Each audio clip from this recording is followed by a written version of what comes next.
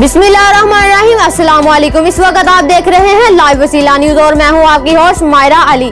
तो आइए देखते हैं आज की ताज़ा इलाकाई खबरें।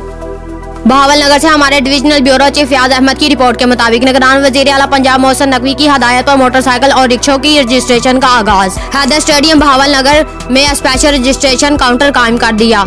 डिप्टी कमिश्नर जुल्फकार अहमद भोन ने सेक्रेटरी RTA नूर मोहम्मद के हमरा काउंटर का इफ्तिताह कर दिया। मोटरसाइकिल और लोडर रिक्शों को 4 माह के लिए RG नंबर अलॉट करेगा। फिटनेस सर्टिफिकेट जारी होने के बाद महकमा एक्साइज मुस्तकिल नंबर जारी करेगा। स्टेशन के बारे में भरपूर आगाही मुहिम चलाई जाएगी। मुकर्ररा मुद्दत के बाद कोई रिक्शा ऑन रोड नहीं आने दिया जाएगा। मजीद अपडेट के लिए हमारे साथ रहिएगा। अब तक के लिए इतना ही। मजीद खबरों और मालूमाती अपडेट के लिए देखते रहिए लाइव वसीला न्यूज।